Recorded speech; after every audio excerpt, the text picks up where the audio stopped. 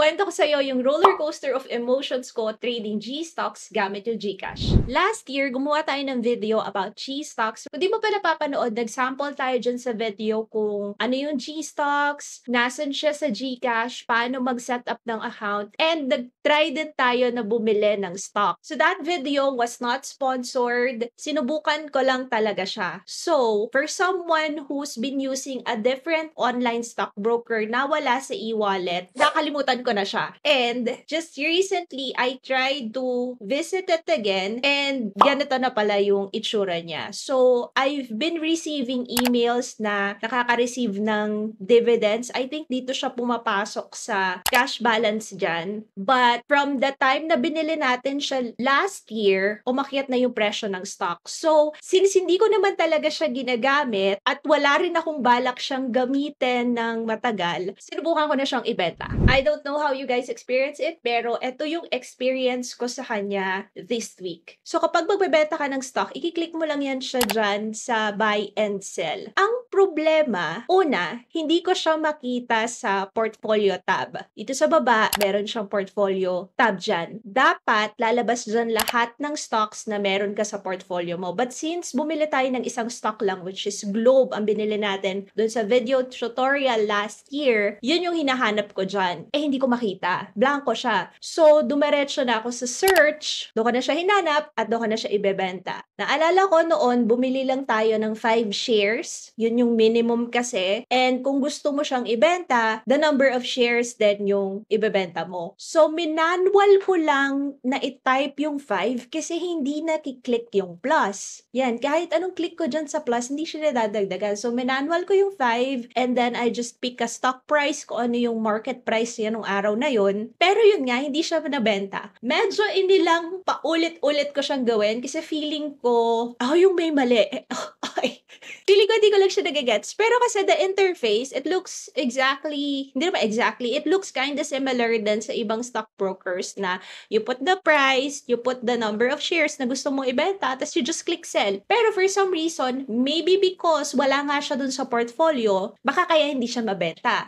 So, balik na naman ako dun sa dashboard. Mayroon talaga. Ang withdrawable amount niya, yung existing cash balance, which I think was yung natira dun sa 10,000 kasi yung kinash in natin dyan, no? And yung mga dividends na nakukuha niya nung mga nakaraang buwan. So, dahil hindi ko siya ma-figure out, eto na yung mga naging comments dun sa previous video nga natin last year na yung question ko dun sa video na yon was, what if may mangyaring ganitong aberya? Who do I contact? Ang ikukontak ko ba is GCash? Ikukontak ko ba si AB Capital Securities? Kasi yung portfolio ko, yung stocks yung nawawala. Or ikukontak ko ba yung PSE TradeX? Kasi platform nila yon. So that part was confusing for me. So, hinanap ko siya bandang ilalim nung G-stocks kung sino ko kontakin. So, inisip ko, kontakin ko muna yung GCash. Tapos, figure out ko na lang kung AB Capital ba yung i-email ko next or ano ba. Kinontak natin yan siya dyan and medyo nagpaikot-ikot din ako sa help desk kasi hindi ko makita yung hinahanap ko. Pwede ko naman siyang tawagan and the number, may nakita din naman akong number in their website. Kaya lang, hindi ko na din siya sinubukan. So, I tried to look for a chat agent. Pero when you chat kasi, yung nasa baba dyan na chat with Gigi, ba yun? Sino ka ba, Gigi?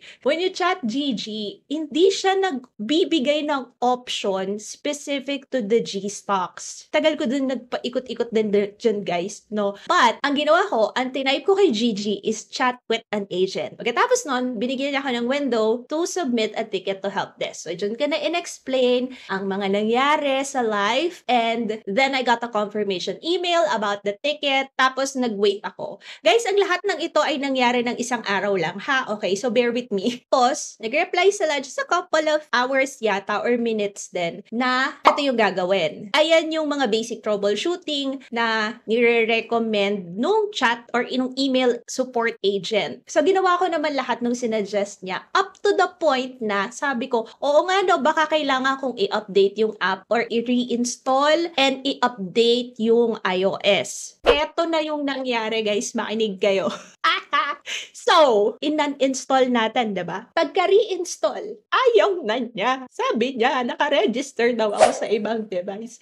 Isa lang yung gamit kong phone. Paano nangyari yon? So, hanap na naman tayo ng tutorial about that. Gets nyo na yung stress ko? Nagagets nyo na? Naghanap ako ng tutorial. Ang sabi, you have to go to your old device and unlink it. Kasi isang device lang per GCash account. Which is great, ha? Which is good. Ang problema, isa nga lang yung device ko. Nagpalit ako ng phone, pero kasi kung ginagamit ko siya sa phone na to, tas in-uninstall ko lang siya, so dapat na-detect niya, ito din yung phone na yun. Diba? At saka, wala na rin ako access dun sa lumang phone. So, sinabi ko yun sa customer service. And then, nanghingi sila ng screenshot. So, sinend ko naman yung screenshot na wala talagang option to unlink it. Or kung ano man, pinaulit-ulit ko din siyang hanapin. Baka meron lang kailangan scroll down or hanapin doon. Hindi ko talaga makita. Wala talaga. So, yun yung sinabi ko. Tapos, I also created a new ticket. Kasi ibang issue na siya. Hindi na siya issue about the stock na missing dun sa portfolio. Issue na siya sa login. Ibang gulo.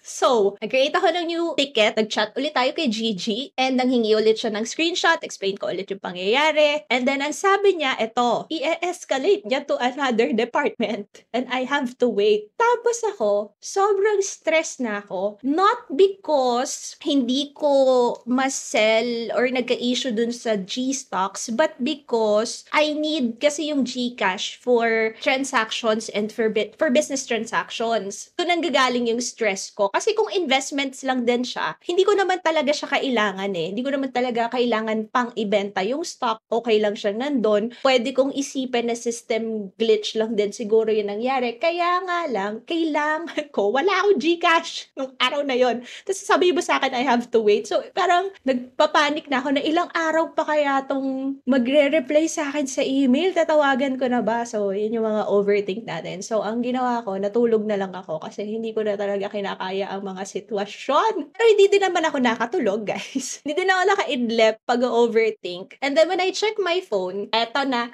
yung plot twist ng taon. Ayun yung sabi ng text ng GCash. May issue naman pala talaga kayo that day. So, sabi ko, sana pala hindi ko na lang in-uninstall. May issue naman pala kayo. Okay. Pero wala na tayong magagawa. Na-uninstall na natin. Wala na yung app sa phone ko.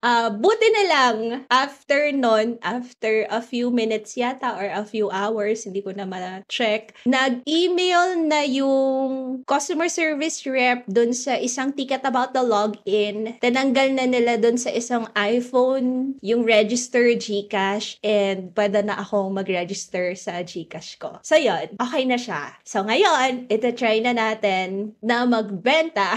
Ibenta na natin to, guys. Ayoko na sumasakit na yung ulo ko sa pangyayaring ito. Pero, di ba, ang saya. Sa buhay, masyadong boring. Kailangan natin lagyan ng spice. So, ibebenta na natin siya. Let's see if it will work. The market is now open as I'm shooting this video. Okay, sell natin. So, ano naman, di ba? Nandito ka na. Eto, ayan, nandyan na siya. Kahapon kasi nga, wala to. O, sige, paano? Hindi din siya nakiklik. Totoo ba? Ito sa baba. Sell natin at the market price. Ayan, itong 5 na yan, naka-0 kasi yan kahapon. Tapos sige, ibenta na natin. Ayan, including the fees. And then, wait lang natin mag-match. Feeling ko magma-match naman na agad to. Ayan, field na yung order. Ang tanong na ngayon ng sambayan ng Pilipino ay, saan na siya napunta? I-refresh na natin. Ano nangyari? Ang kailangan na lang nating malaman is gaano siya katagal mapupunta sa account. Kung gaano siya katagal mababago. May lesson kayo na makukuha sa video na to. Sana naman meron. Pero just reflecting on the experience, no? Bukod sa patience, ang kailangan nating matutunan dito at persistence. Di ba? Hindi tayo susuko, guys. It's important also to keep calm, especially during technical hiccups. Hindi lang to, guys, sa G-stocks nangyayari. It's not to put G-stocks or Gcash in a bad light, but this happens to all platforms and transactions that we make online. I'm sure you've experienced na hindi lang sa GCash, but sometimes sa bangko nyo rin or iba pang online transaction nyo, kahit nga online shopping, di ba? You get technical hiccups and technical glitches. So, wag kayong ma-surprise and wag nyo i-bash yung GCash for having issues like this. Nangyari din to kahit direct yung broker. It happened to me. Kung ma-search nyo din sa mga ibang videos dito, it happens to anything that you transact online din. Kasi may technical hiccups and glitches din talaga na nangyayari. It's part of trading. It's part